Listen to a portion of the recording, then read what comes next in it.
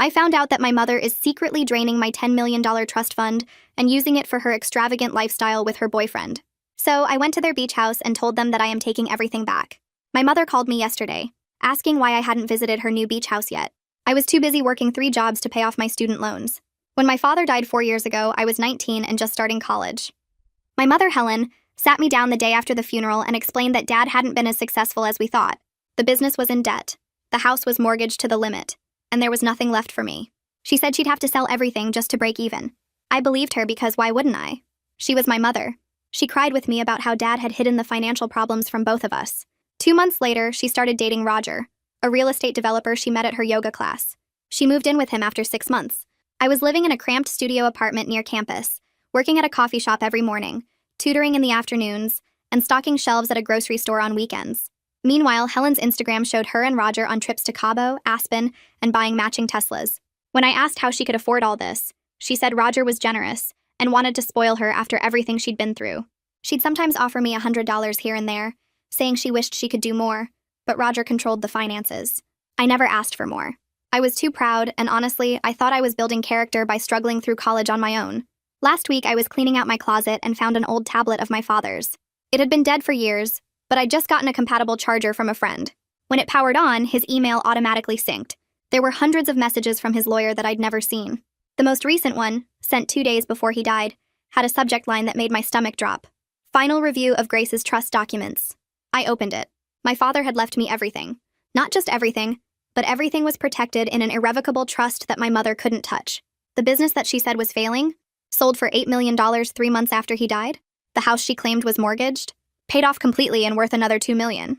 There were investment accounts, bonds, and even a college fund specifically set aside that would have covered my entire education plus living expenses. The trust clearly stated that Helen was to be the administrator until I turned 21. Then everything transferred to me. I turned 23 last month. The lawyer's emails showed he'd been trying to contact me for 2 years. Every email bounced because Helen had changed my contact information in his files to her own dummy accounts.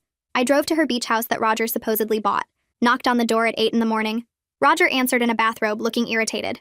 Grace? Helen's in the shower. I pushed past him into their marble kitchen. I need to talk to both of you. Helen came down 15 minutes later in designer loungewear I recognized from her shopping posts. Sweetheart, what a surprise. Is everything okay? I pulled out the tablet and set it on their granite counter. Found Dad's old tablet. Interesting emails on here. Her face went completely still. Roger looked confused. What emails? I turned to him. The ones about the $10 million trust fund my father left me. The one Helen's been stealing from for 4 years. Roger's coffee mug stopped halfway to his mouth. What trust fund? Helen started talking fast. Grace, you don't understand the full situation. There were debts, taxes, and administrative costs. I pulled up another email on the tablet. The one where the lawyer explicitly states all debts and taxes were paid from Dad's life insurance, and the trust was protected from any claims. Roger set down his mug very slowly. Helen, what is she talking about? I kept going. Here's the interesting part, Roger. This beach house? It's in my name. She bought it with my money. Your matching Teslas? Paid for from my investment accounts. That development project you've been bragging about at the country club? The initial investment came from my trust. Roger's face was turning purple. You told me that was your divorce settlement. Helen tried to reach for him. Roger, please let me explain. He stepped back from her. Explain what? That you're a thief? That everything we have is stolen? He looked at me. Can you prove all this? I held up a flash drive.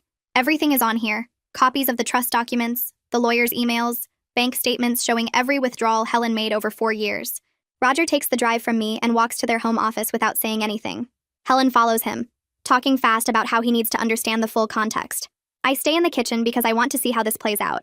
I can hear Roger's keyboard clicking, then silence, then more clicking. Helen keeps talking, but her voice gets quieter, like she knows nothing she says matters anymore. Roger comes back 10 minutes later and his face looks completely different, like someone drained all the color out of it. He sets the flash drive on the counter between us and asks how much money we're actually talking about. His voice sounds flat and empty. Nothing like the confident real estate developer who answered the door earlier. Helen tries to take his hand, but he pulls away without looking at her, and I watch something break in her expression when he does that.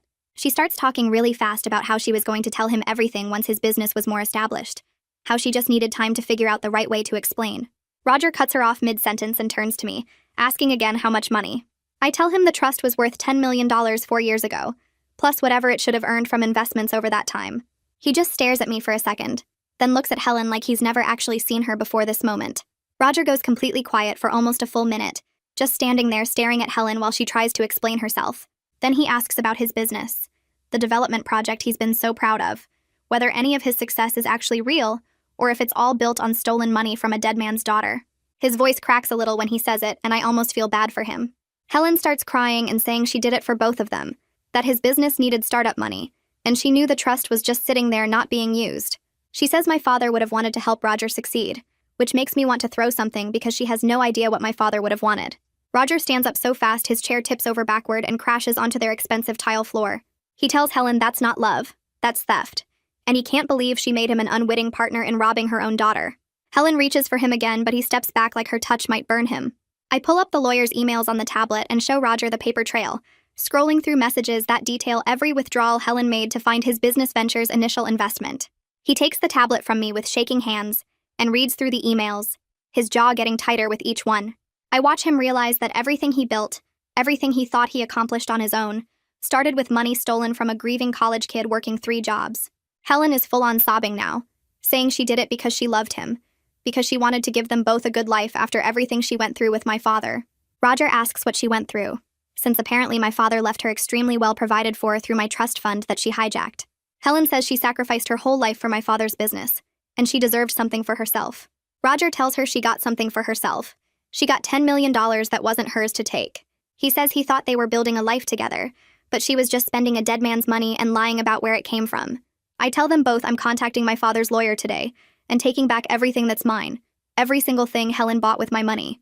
Helen begs me to wait, to let her explain everything properly, to give her a chance to make this right. I tell her she had 4 years to make it right, and instead she watched me struggle through college working myself to exhaustion while she took vacations and bought luxury cars. She says she sent me money sometimes, like those occasional $100 bills somehow make up for stealing millions. Roger asks me what I need from him, and his willingness to help surprises me until I realize he's probably scared about criminal charges. I tell him I want access to all financial records showing where my money went, every bank statement and business document that traces the stolen funds. He agrees immediately, saying he'll cooperate fully with whatever investigation happens because he wants to prove he didn't know about any of this. Helen accuses him of abandoning her, of choosing my side over hers after everything they've been through together. Roger tells her she abandoned her own daughter and made him part of it, that she lied to him every single day for 4 years about where their money came from. The fight that breaks out between them is ugly and loud, with Helen screaming that he never asked questions because he liked the lifestyle too much, and Roger yelling back that he trusted her to tell him the truth. I just stand there watching my mother's perfect life fall apart piece by piece. She's crying and screaming and grabbing at Roger while he keeps stepping away from her, and I feel nothing watching it happen. Maybe that makes me cold, but I can't find any sympathy for her right now. I leave while they're still fighting, walking out their front door and hearing Roger call after me asking for the lawyer's contact information. He says he wants to separate his legitimate business assets from the stolen funds, wants to figure out what's actually his and what came from my trust. Helen is still crying on their white leather couch, mascara running down her face, but I don't look back because I can't afford to feel sorry for her. If I let myself feel anything for her right now, I might lose my nerve about taking everything back.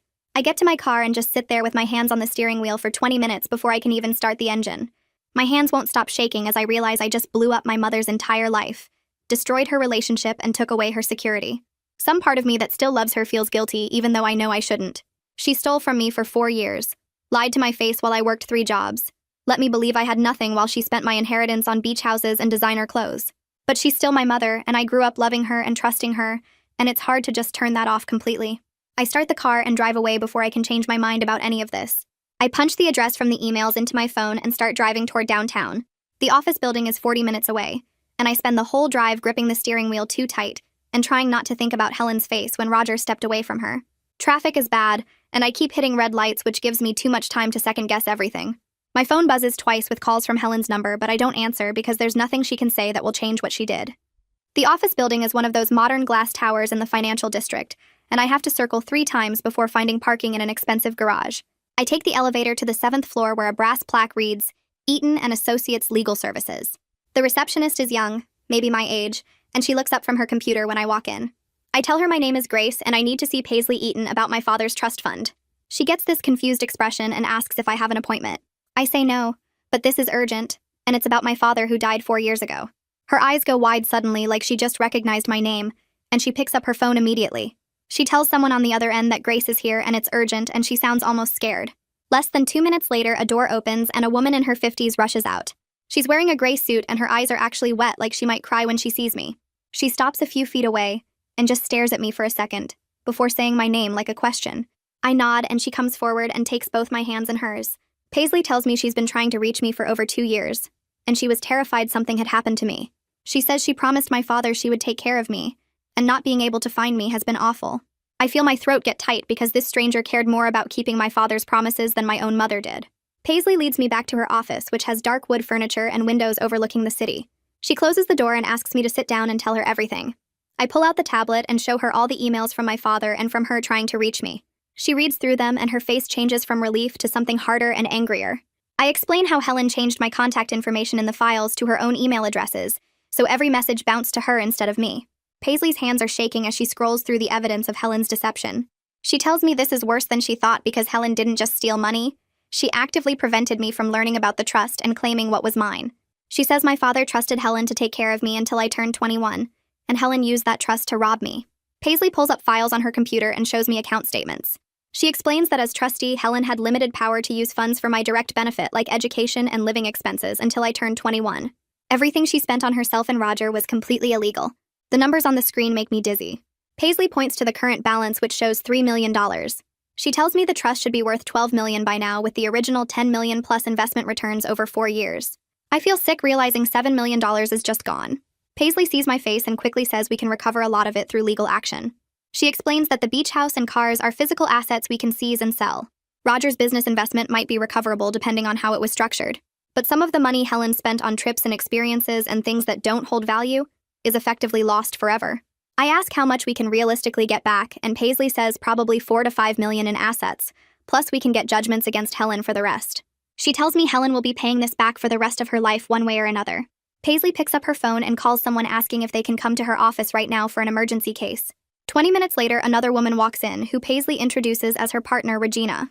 Regina looks younger than Paisley, maybe early 40s, with sharp eyes that take in everything. She sits down across from me and asks me to explain the situation from the beginning. I go through the whole story again while Regina takes notes on a legal pad. She asks specific questions about what assets Helen and Roger currently own that were purchased with my money. I list the beach house, 2 Tesla cars, and Roger's real estate development project that Helen funded. Regina nods and writes everything down. She tells me we have several legal options. We can file civil suits to recover the misappropriated funds and force the sale of assets purchased with trust money. We can pursue criminal charges for embezzlement and theft. We can freeze Helen's accounts and put liens on everything she owns. Regina looks at me directly and says this will completely destroy whatever relationship I have left with my mother. I tell her that relationship died the day Helen decided to steal from me and watch me struggle. Regina smiles slightly and says that's the right attitude because we need to be aggressive about this. Paisley, Regina, and I spend the next 3 hours going through every single email and withdrawal record. We build a timeline of Helen's theft starting 3 months after my father died when she sold his business. Regina makes notes about each major purchase and withdrawal with dates and amounts. Paisley keeps apologizing for not finding me sooner, and I have to tell her multiple times this isn't her fault. I explain how Helen deliberately hid me by changing my contact information and probably intercepting any mail that came to the house before she sold it. Regina asks if I have any proof of Helen changing my contact info, and I show her emails where the lawyer's messages bounced back from addresses I never created. She says that's perfect evidence of intentional deception. Paisley suggests we hire a forensic accountant to trace exactly where every dollar went. She says it will strengthen our case and help us identify all recoverable assets. She recommends someone named Trent Kozlov, who she's worked with before on complicated financial cases. Regina agrees and says Trent is excellent at following money trails even when people try to hide transactions. She tells me Trent's analysis will probably take a few weeks, but it will be worth it. By the time we finish, it's almost 6 in the evening and I'm exhausted. Paisley walks me to the elevator and tells me she's going to fix this and make sure I get back what my father left me. She gives me her personal cell number and says to call anytime, day or night, if I need anything. I drive back to my tiny apartment in a daze. The place looks even smaller and more depressing after spending the day in that nice law office. I drop my bag by the door and just sink down onto the floor in my living room. Everything hits me at once and I start crying. My mother looked me in the eye for 4 years while I worked myself to exhaustion. She watched me stress about money and skip meals to save on groceries. She saw me come home tired from working 3 jobs, and she felt nothing. The whole time she was spending my inheritance on beach houses and designer clothes and trips to Cabo. She let me believe I had nothing while she lived in luxury on money my father left specifically for me. I cry until my throat hurts and my eyes are swollen. The apartment is dark now and I'm still sitting on the floor, but I can't seem to get up. The next morning, I force myself off the floor and get ready for my meeting with Trent Kozlov at his office across town. Paisley set up the appointment and told me Trent was the best forensic accountant she knew for complicated money cases. His office is in a plain building with worn carpet and fluorescent lights that buzz overhead. Trent meets me in the lobby, and he's younger than I expected, maybe early 30s, with dark hair and sharp eyes that seem to calculate everything they see. He shakes my hand and leads me to a small conference room filled with filing cabinets and stacks of folders. I hand him the flash drive with all the documentation from my father's lawyer, plus the records Regina compiled yesterday. Trent plugs it into his laptop and starts clicking through files without saying much. He pulls up spreadsheets and bank statements, his fingers moving fast across the keyboard like he's solving a puzzle only he can see. After about 10 minutes, he looks up and tells me he'll need to trace every transaction from the trust accounts to see where the money actually went. He explains his process involves matching withdrawals to purchases, tracking fund transfers between accounts, and identifying any attempts to hide spending patterns. He says it will take about 2 weeks to build a complete picture, because Helen made a lot of transactions, and some of them look deliberately complicated. I ask him how much this is going to cost, and he quotes me a number that makes me wince, but Paisley already told me it's necessary. Trent notices my reaction and says we can recover his fees as part of the lawsuit damages. He asks me questions about Helen's lifestyle, what kind of things she bought, where she traveled, anything I remember that might help him identify spending patterns. I tell him about the Instagram posts showing trips to Cabo and Aspen, the matching Teslas, the beach house, and Roger's real estate development. Trent writes everything down in a notebook with small, neat handwriting. He tells me he'll start with the big purchases since those are easiest to trace, then work backward to identify smaller spending. I leave his office feeling like at least someone is taking this seriously and treating it like the crime it actually is. Roger calls me that same afternoon while I'm driving home. I almost don't answer, but something makes me pick up. He asks if we can meet, and I'm immediately suspicious because why would he want to see me again? I tell him I don't think that's a good idea, and he says he has information I need, financial records from his business. We agree to meet at a coffee shop halfway between our locations, somewhere public and neutral. I get there first and order water because my stomach is too twisted to handle caffeine. Roger walks in 20 minutes later looking terrible. His eyes are red and puffy like he's been crying. His shirt is wrinkled and he hasn't shaved. He sits down across from me and immediately slides a thick folder across the table. Inside are bank statements, investment records, and business documents all organized with sticky notes and highlighting. He tells me these are all the financial records from his business that might involve my trust fund money. Every transaction Helen helped fund, every investment she made in his company, it's all documented here. I flip through the pages and see hundreds of thousands of dollars moving from accounts I recognize as mine into Roger's business ventures. He watches me read through everything, and his hands are shaking slightly as he holds his coffee cup. Roger tells me he's moving out of the beach house today. He says he already packed his things this morning and he's ending his relationship with Helen completely. He can't be with someone who would steal from their own child and watch them struggle for years. His voice cracks a little when he says this, and I wonder if he actually loved Helen or just loved the lifestyle my money provided. Part of me feels bad for him because he seems genuinely destroyed by all this, but another part of me is still angry because he benefited from my stolen inheritance even if he didn't know where it came from. I ask him directly if he ever suspected the money wasn't really from a divorce settlement. Roger looks down at his coffee and admits there were moments when things didn't add up. Helen's stories about her ex-husband changed sometimes, and the amounts she had access to seemed too large for a normal divorce. But he didn't push her on it because he didn't want to rock the boat. He says he was selfish and scared of losing her, so he ignored the red flags. Hearing him admit this makes me even angrier because his willful ignorance enabled my mother's theft for 4 years. If he'd asked harder questions or demanded proof, maybe I would have found out sooner. Maybe I wouldn't have worked 3 jobs and skipped meals and stressed about every dollar. Roger seems to sense my anger because he starts apologizing, saying he knows sorry doesn't fix anything, but he wishes he'd been braver. Roger offers to testify about everything he knows regarding how Helen spent the money. He says he'll cooperate fully with Trent's investigation and with any legal proceedings. He'll answer questions, provide documents, whatever I need to get my money back. I tell him I'll think about it, but right now I don't trust anyone who is close to my mother. He nods like he expected that answer and says he understands. We sit in uncomfortable silence for a minute before he asks if there's anything else he can do. I tell him the best thing he can do is stay away from Helen and let the legal process happen. Roger agrees and stands up to leave. He pauses at the table and tells me my father would be proud of how I'm handling this. I don't respond because I'm not sure if that's true, or if Roger even knew my father well enough to say that. 2 days pass and I'm trying to focus on normal life, but everything feels wrong. I go to my coffee shop job and stock shelves at the grocery store, but my mind is somewhere else. Paisley calls me on Thursday afternoon and says Helen's lawyer contacted her wanting to discuss a settlement. This means Helen knows she's in serious legal trouble and wants to avoid court. Paisley asks what I want to do, and I tell her I'm not interested in any settlement. I want everything back, and I want my mother to face real consequences for what she did. Paisley says she'll communicate that to Helen's lawyer and warns me they'll probably try to pressure us with sob stories about Helen's situation. I tell her I don't care about Helen's situation because she didn't care about mine for 4 years. Trent starts sending me preliminary reports a few days into his investigation. The first email contains a spreadsheet showing purchases I never knew about. Helen bought a luxury car 2 years ago, totaled it in an accident, and replaced it with another one using my money. Roger bought a boat 6 months after they started dating and sold it 6 months later, losing money on the deal. There are regular cash withdrawals totaling hundreds of thousands of dollars with no clear destination. Trent notes these in red on his spreadsheet with question marks because he can't trace where that cash went.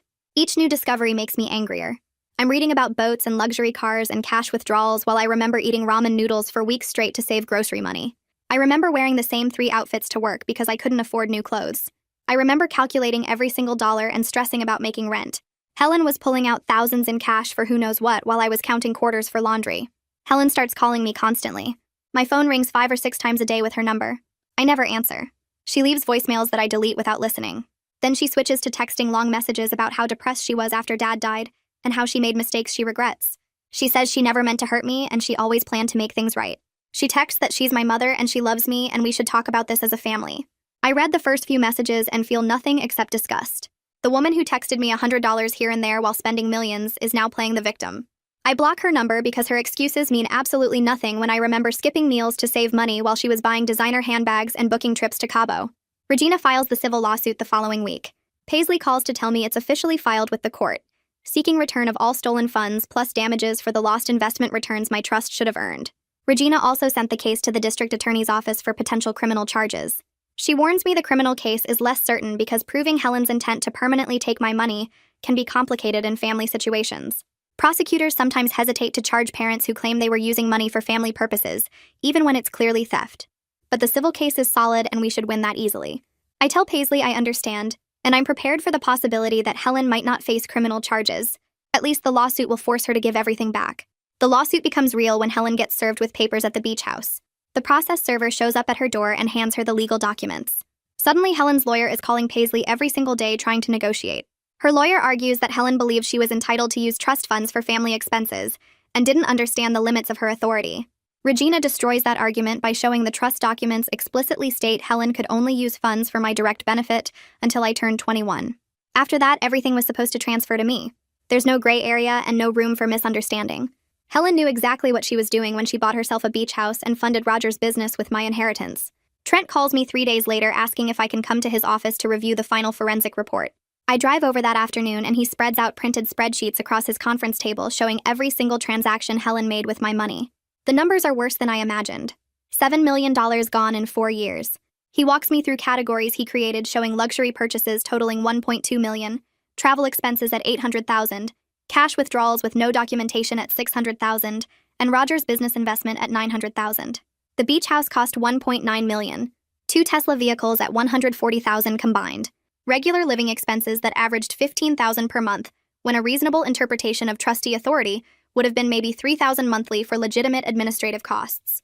Trent taps a highlighted section showing he identified $4 million in recoverable assets. The beach house, both vehicles, Roger's business stake, which he values at approximately $1 million based on the company's current performance, and some jewelry and artwork Helen purchased that we can trace and reclaim. The rest is just gone. Spent on experiences, depreciated items, or that mysterious cash that disappeared into whatever Helen was doing with it. I sit there staring at the spreadsheets feeling sick, because each line item represents something I could have had. The study abroad program I skipped because I couldn't afford it. The unpaid internship I couldn't take because I needed paying work. The countless nights I went to bed hungry because I was saving money for textbooks. Trent prints me copies of everything and puts together a summary report for Regina to use in court. He tells me this is one of the clearest cases of trustee theft he's seen because Helen made almost no effort to hide what she was doing. She just spent freely like the money was hers, which legally, it absolutely was not. Regina arranges a meeting with the district attorney the following week to discuss potential criminal charges. The DA is a woman in her 50s who looks tired and skeptical when we walk into her office. She reviews Trent's forensic report while we sit there, flipping through pages and making notes. Finally, she looks up and tells me they're considering embezzlement charges, but I need to understand that family theft cases are complicated. Juries can be sympathetic to parents even when the evidence is clear. She's seen cases where adult children won civil judgments, but criminal prosecutions failed because juries couldn't bring themselves to send a mother to prison for taking money they felt she had some claim to. The DA says the amounts involved here are substantial enough that they're taking it seriously, but she's being honest with me that criminal prosecution is a gamble. The civil case is almost certainly going to succeed in recovering assets because the evidence is overwhelming, and the trust documents are crystal clear about Helen's limited authority. But criminal charges require proving Helen intended to permanently deprive me of the funds, and defense attorneys are good at arguing that parents believed they were entitled to use money for family purposes. I tell the DA I understand the risks, but I want them to file charges anyway because what Helen did wasn't a misunderstanding. It was deliberate theft. She nods and says they'll make a decision within 2 weeks after reviewing everything thoroughly. Paisley calls me the next day saying Roger's business partner Bradley Ford contacted her wanting to talk. Bradley apparently just found out where Roger's initial investment money actually came from, and he's angry about being unknowingly involved in this situation. He wants to separate the legitimate business operations from the tainted initial investment and protect the company's reputation. Paisley asks if I'm willing to meet with him, and I agree because getting Roger's business stake liquidated would give us actual cash to return to my trust, instead of fighting over a complicated business dissolution. We arrange a meeting at Paisley's office for later that week. Bradley shows up with his own lawyer and brings detailed business records showing exactly how Roger's initial investment was used.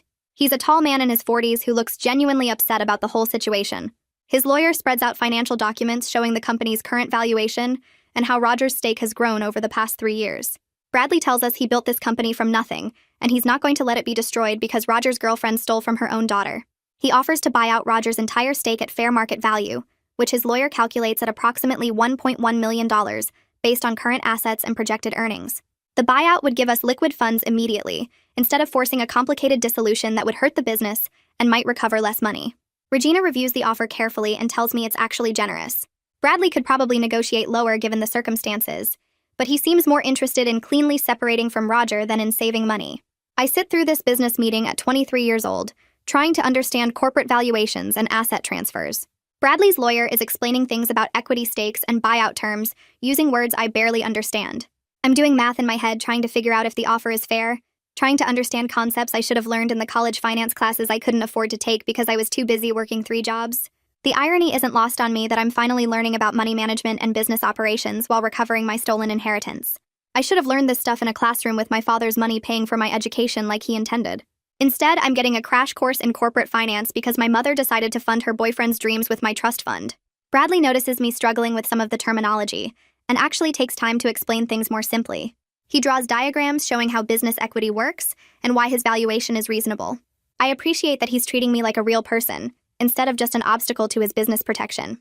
By the end of the meeting, I understand enough to know his offer is fair, and probably the best way to get liquid assets back quickly. Helen's lawyer contacts Regina 2 days later proposing a settlement. The offer is that Helen keeps the beach house but returns everything else, including the vehicles, and agrees to make payments over time for the unrecoverable amounts. Regina calls me immediately to discuss it, and her advice is clear. Reject it. Helen has proven over 4 years that she can't be trusted to make payments or keep agreements. She'll promise anything to keep the beach house and then default on payments the moment she thinks she can get away with it. Regina points out the beach house alone is worth nearly $2 million, and it's one of the few major assets we can actually recover in full. Giving Helen the most valuable asset while hoping she'll pay us back over time is exactly the kind of deal that benefits her and screws me. I tell Regina to reject the settlement, and she sounds satisfied with my decision.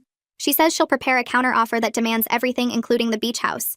Regina sends the counteroffer the next day demanding the beach house, all vehicles, Roger's business stake through Bradley's buyout, and a judgment for the remaining unrecoverable funds secured by a lien on any future assets Helen might acquire. Basically, we're taking everything we can identify and get our hands on, plus putting a legal claim on anything Helen might earn or inherit in the future, until the full amount is repaid. Helen's lawyer calls back within hours saying she'll never agree to lose the house. Regina tells me about the call, and I tell her that's exactly why we're taking it. The beach house represents everything Helen stole from me. She bought her dream house with my money while I was living in a studio apartment eating ramen. She doesn't get to keep the symbol of her theft just because she likes the ocean view. Regina sounds almost pleased when she tells me she'll inform Helen's lawyer that we're not negotiating on the house. The stress of the legal battle starts affecting my health within a few weeks. I'm having trouble sleeping, lying awake at night thinking about depositions and court dates and what Helen might say to try to keep her stolen assets. I'm constantly anxious, checking my phone every few minutes to see if Regina or Paisley called with updates. My stomach hurts most days, and I've lost weight because I'm too nervous to eat properly. The physical toll surprises me because I thought I was handling everything okay, but my body is keeping score even when my mind tries to push through. Paisley notices during one of our meetings when I'm drinking my 3rd coffee and looking exhausted. She gently suggests I talk to someone, recommending a therapist who specializes in family financial abuse. I'm resistant at first because therapy feels like admitting I can't handle this, but Paisley explains that what Helen did isn't just financial theft, it's emotional betrayal that would mess up anyone. She gives me the therapist's contact information, and I promise to think about it. I call the therapist 2 days later after another sleepless night. Her name is Doctor. Sarah Shaw, and she has an opening the following week. The first session is awkward because I don't really know how to explain that I'm suing my mother for stealing my inheritance. But Dr. Shaw listens without judgment, and then tells me something that hits hard. She says grieving my mother while she's still alive is a real and valid experience. The mother I thought I had, the one who cried with me about Dad's death and struggled alongside me, that person never actually existed. I'm mourning the loss of an illusion while dealing with the reality of who Helen truly is. Dr. Shaw explains that this kind of grief is complicated because there's no closure, no funeral, no clear endpoint. Helen is still out there making excuses and trying to negotiate, so I can't fully process the loss because the situation keeps changing. She helps me understand that it's okay to be angry and sad and confused all at the same time, that I don't have to forgive Helen or maintain a relationship just because she's my mother, that protecting myself from people who hurt me isn't cruel even when they're family. Trent calls me 3 weeks into therapy with another discovery. He found records showing Helen took out a home equity line of credit on my father's house before selling it. She borrowed $200,000 against the house value, pocketed that money separately from the sale proceeds, and I never knew it existed. This additional theft adds another $200,000 to the amount she stole. Trent sounds angry on the phone, which is unusual for him because he's normally very calm and professional.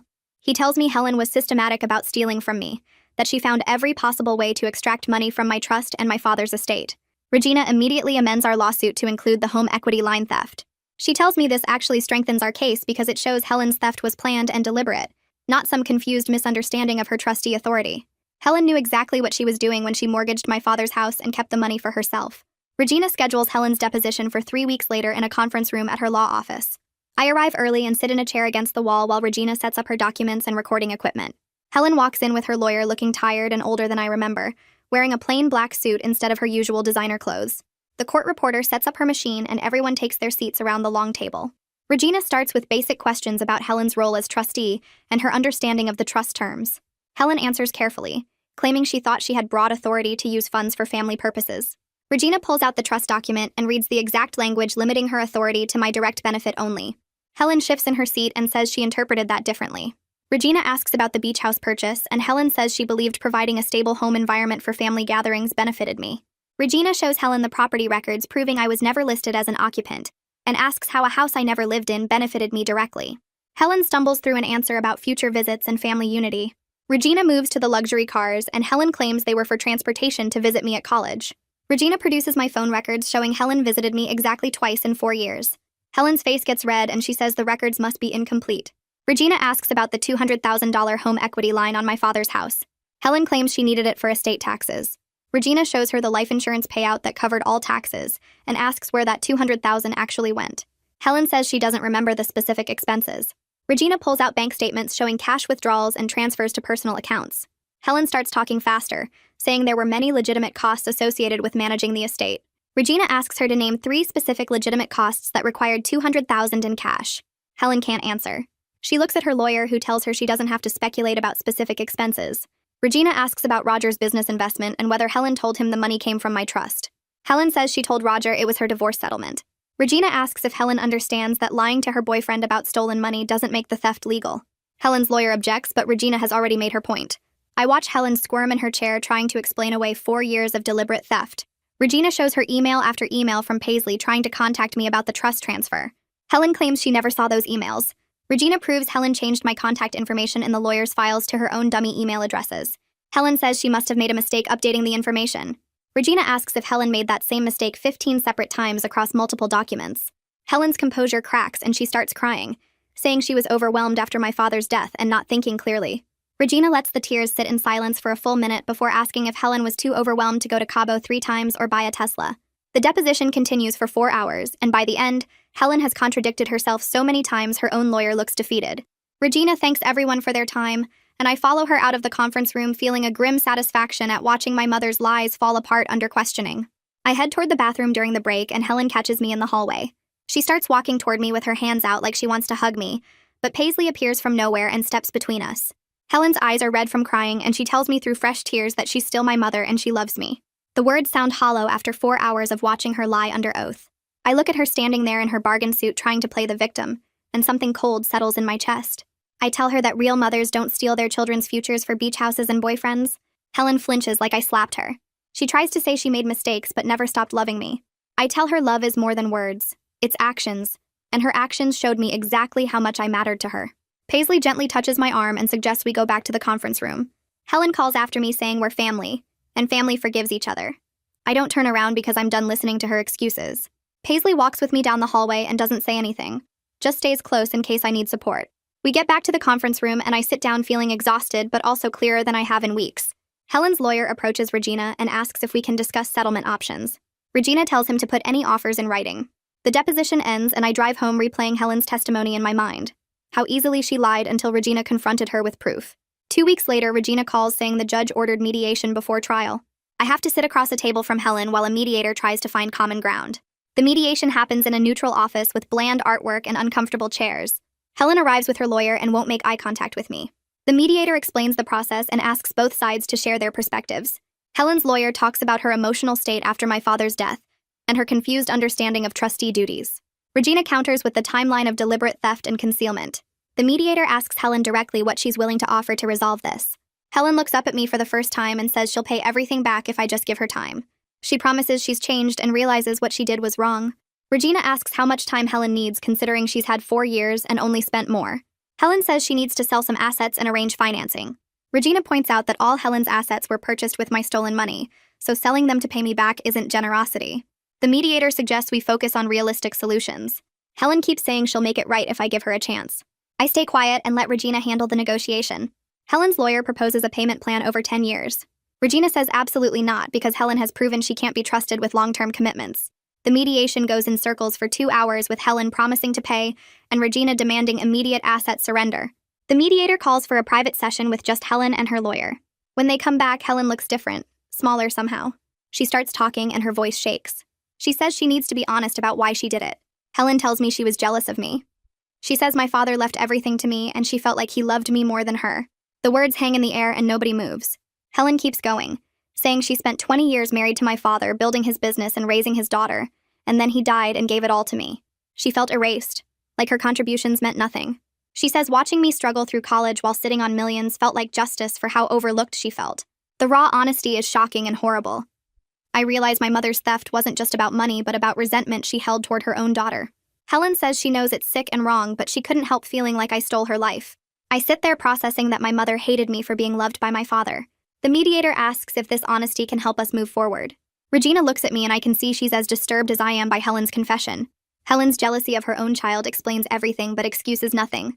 I think about all the times she watched me work myself to exhaustion and realize she enjoyed it because in her twisted mind, I deserved to suffer for being my father's favorite. The mediator tries to use Helen's confession as a breakthrough moment. He suggests Helen keep a small condo if she surrenders everything else and agrees to a structured payment plan for unrecoverable funds. Helen looks hopeful, like she thinks her honesty earned her something. I tell the mediator no. Regina asks if I'm sure, and I say absolutely. I explain that Helen's jealousy and resentment don't excuse 4 years of watching me struggle. Her confession just proved she knew exactly what she was doing and did it anyway because she wanted me to suffer. The mediator says we all have complex emotions and family dynamics. I tell him my mother's complex emotions led her to systematically steal my inheritance while I worked 3 jobs. Helen's face changes and she starts yelling that I'm vindictive and cruel. She says I have a chance to show mercy and I'm choosing revenge instead. I stay calm and tell her this isn't revenge, it's consequences. She screams that I'm just like my father, cold and selfish. Her lawyer tries to quiet her down, but she keeps going. She says my father ruined her life by dying and leaving her with nothing while I got everything. She says I'm finishing what he started by destroying her completely. Regina stands up and announces we're done here. The mediator tries to salvage something, but Regina tells him there's nothing to salvage when one party is screaming abuse at the other. Helen's lawyer apologizes and tries to get Helen to stop talking. We leave the mediation with nothing resolved, and Helen's voice still echoing down the hallway calling me names. Regina calls me that evening and says we're going to trial. She tells me she's confident we'll win everything we're asking for, but trials are unpredictable, and I need to prepare for the possibility of a judge showing Helen some leniency. Some judges get sympathetic toward parents even when the evidence is clear. I tell Regina I understand, but I'm not backing down. She asks if I'm sure because trial will be expensive and emotionally draining. I tell her this isn't just about money anymore. It's about accountability. Helen needs to face real consequences for what she did, not just promises to pay me back someday. Regina says she'll file the trial brief next week and we should prepare for a court date in about 3 months. She warns me Helen's lawyer will try to paint me as a vindictive daughter punishing her grieving mother. I tell Regina to let them try because the evidence speaks for itself. We talk strategy for an hour and I feel ready for whatever comes next. Helen made her choices and now she gets to live with the results. 2 weeks before trial, Regina calls with unexpected news. The district attorney decides to file criminal charges after all. Trent's forensic analysis proves Helen deliberately concealed her actions, and the amounts involved are substantial enough for criminal prosecution. Regina explains Helen now faces both the civil suit and potential jail time. The criminal charges change everything because suddenly Helen is looking at real prison time, not just losing assets. Regina says Helen's lawyer will probably panic and try to settle immediately. I ask what happens if Helen goes to prison, and Regina says it depends on the judge, but embezzlement of this amount typically carries 2 to 5 years. I sit with that information trying to figure out how I feel about my mother potentially going to prison. Part of me wants her to face the maximum consequences. Another part remembers she's still the person who raised me even if she betrayed me. Regina tells me to think about what outcome I actually want, because once we get to trial, I'll have less control over what happens. Helen's lawyer contacts Regina the next morning in a complete panic, wanting to settle immediately. The new offer includes surrendering all assets, a judgment for remaining funds, and Helen's cooperation in the criminal case. In exchange, Helen wants Regina to support a recommendation for probation instead of jail time. Regina brings me the offer and walks through what it means. I'd get the beach house, the cars, Roger's business stake, and a secured judgment for about $3 million in unrecoverable funds. Helen would plead guilty to the criminal charges but ask for probation with community service instead of prison time. Regina says if I support the probation recommendation, the judge will likely consider it because I'm the victim. She asks what I want to do. I tell her I need time to think about it.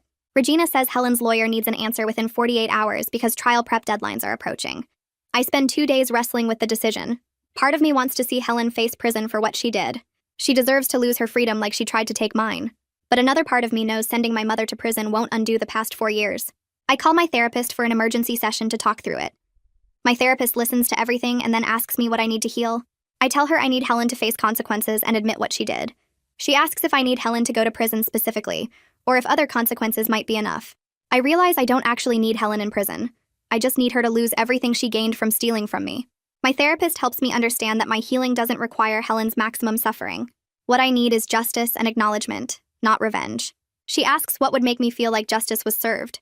I tell her Helen losing all the assets she bought with my money, having a judgment against her for life, and having to admit in court exactly what she did. My therapist points out that all of those things are in the settlement offer.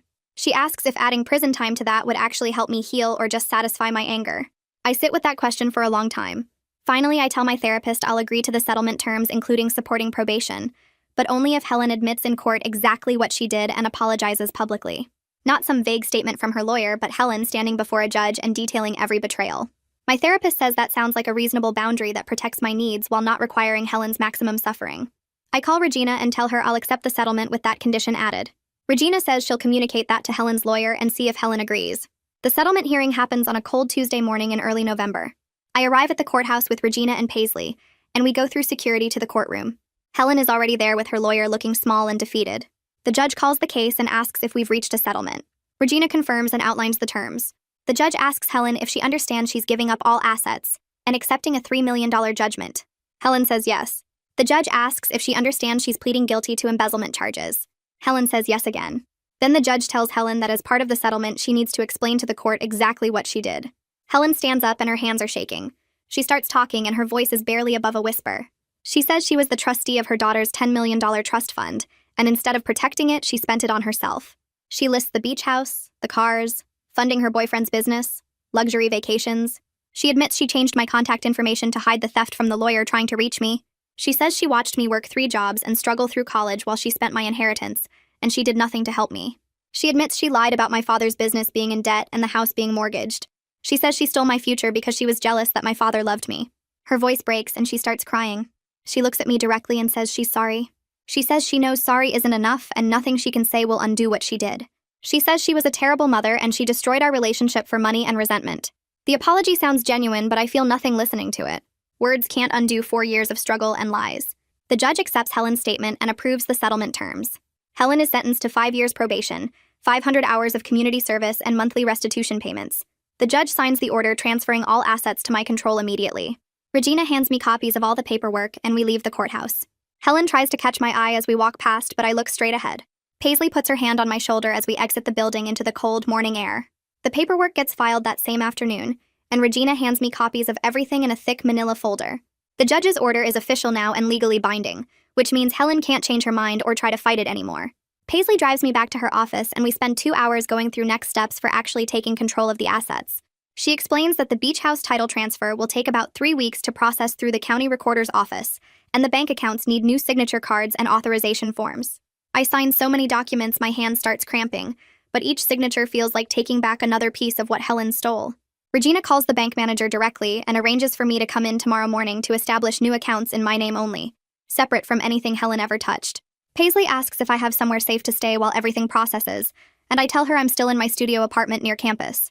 She looks concerned and offers to advance me some money from the Trust for Better Housing, but I shake my head because I need to see the actual money in my account before I can believe it's real. That night, I sit on my apartment floor with all the legal documents spread around me, reading through every page of the settlement agreement. Helen has to make monthly restitution payments of $2,000 for the next 125 months, which works out to just over 10 years of payments.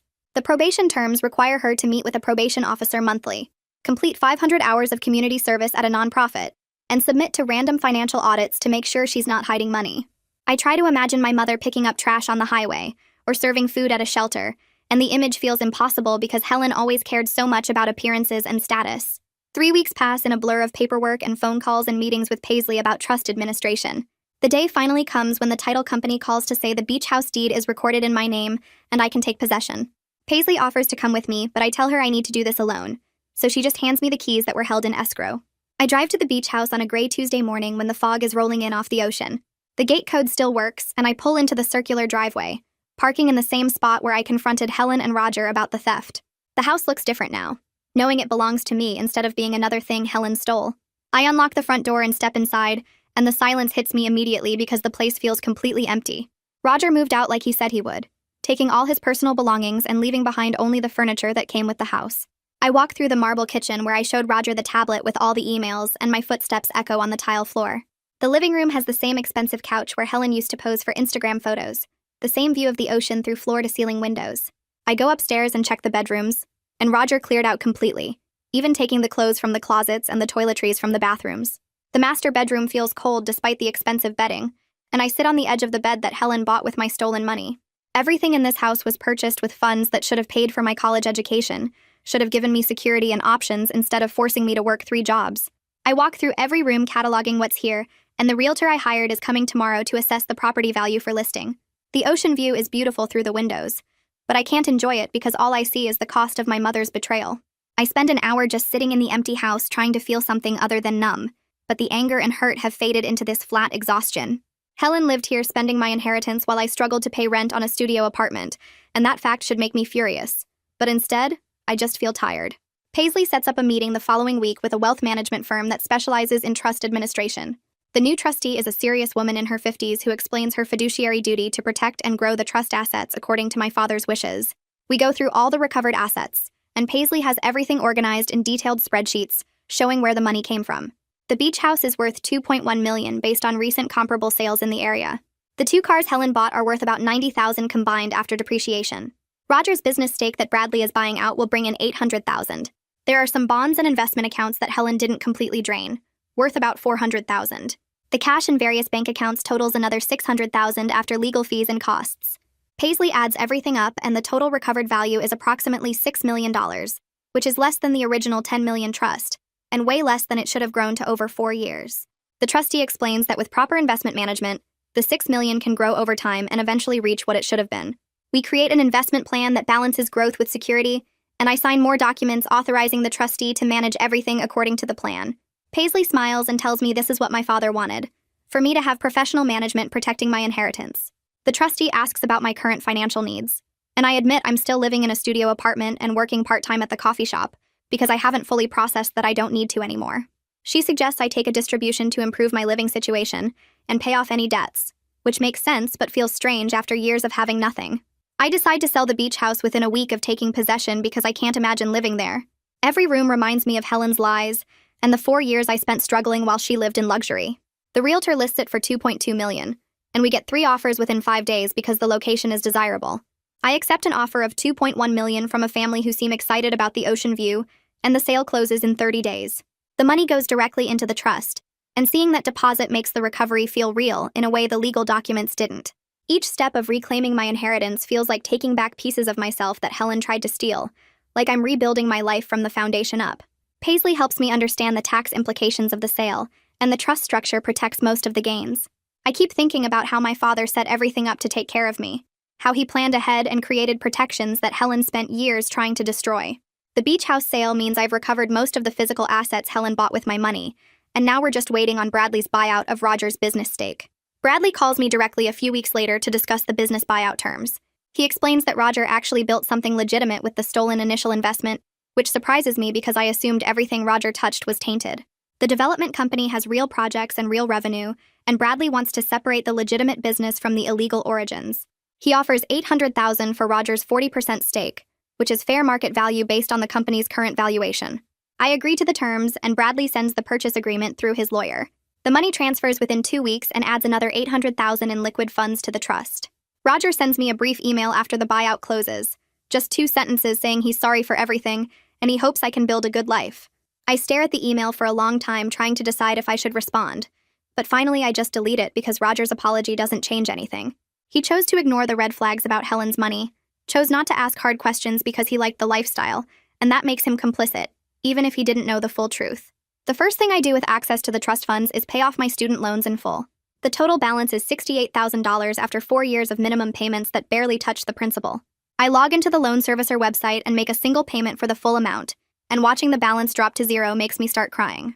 I spent 4 years working 3 jobs to make those monthly payments, skipped meals to save money, lived in a tiny apartment with broken heat because I couldn't afford better.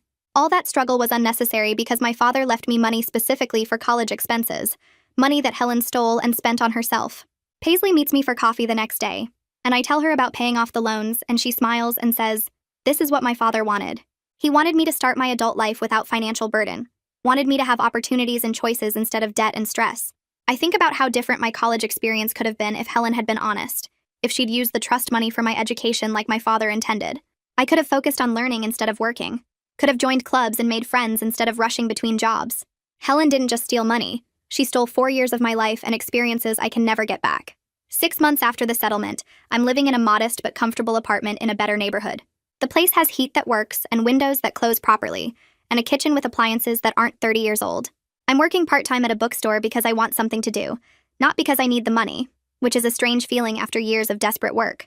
My therapist helps me work through complicated feelings about having money now when I spent so long having none. She explains that survivor's guilt is common for people who escape poverty or financial stress, this feeling that I don't deserve comfort when others are still struggling. I tell her about feeling guilty every time I buy something without checking my bank balance first, about how I still eat ramen sometimes even though I can afford real food. The therapist asks me to think about what my father would want for me, and I know he'd want me to be comfortable and secure and focused on building my future. She gives me homework to practice accepting my new financial reality, small things like buying nice coffee without guilt or replacing my worn-out shoes. It sounds simple, but after years of poverty mindset, spending money on myself feels wrong even when I know it shouldn't. Helen sends emails through her lawyer every month with updates on her restitution payments. I have Paisley handle them because I'm not ready for any direct contact with my mother. The emails apparently include details about her community service hours and probation check-ins, like Helen thinks I care about her compliance with the court order. Paisley summarizes the payments for me each month and confirms Helen is staying current on her obligations, which is the only thing that matters. My therapist says I may never be ready for direct contact with Helen, and that's okay. That protecting myself from people who hurt me isn't cruel even when they're family. She explains that forgiveness doesn't mean reconciliation, that I can process what happened and move forward without ever speaking to Helen again. Some part of me thought I'd feel better once everything was resolved, once I got the money back and Helen faced consequences. But mostly I just feel empty where my relationship with my mother used to be. The therapist says that's grief, that I'm mourning the mother I thought I had, and accepting the reality of who Helen actually is. I enroll in graduate school to finish the education I had to rush through while working 3 jobs. The program is in business administration because I want to understand how to manage the inheritance my father left me, how to make sure I never end up vulnerable again. This time I can focus on actually learning instead of just surviving, can read the assigned materials instead of skimming them between work shifts. My father wanted me to have opportunities, and I'm finally able to pursue them the way he intended, without the constant stress of wondering how I'll pay rent. The other students in my program don't know my story, don't know I spent years working 3 jobs, or that my mother stole my inheritance. I'm just another graduate student trying to build a career, and the anonymity feels good after months of legal drama. My professors are smart and challenging, and I realize how much I missed during undergrad, when I was too exhausted to engage deeply with the material. I'm learning about investment strategies and financial planning and trust administration, all the things I wish I'd understood when Helen was stealing from me. Trent sends me a final report showing the trust is now worth $6.8 million after investments and recovered assets. The number is still short of what it should have been, probably missing $3 or $4 million that Helen spent and can never be recovered. But $6.8 million is substantial enough to change my life completely, to give me security and options my father wanted me to have. Trent includes a note saying my father would be proud of how I fought for myself, how I didn't let Helen's betrayal destroy my future. I read the note 3 times and start crying because I miss my father so much, miss having a parent who actually cared about my well-being. He spent years building his business specifically, so I would have a foundation to build my own life on, and Helen tried to destroy that gift out of jealousy and greed. The trust is growing now under proper management, earning returns that will compound over time. Paisley explains that if I'm careful and don't spend recklessly, the trust can support me for life, and even leave something for my own children someday.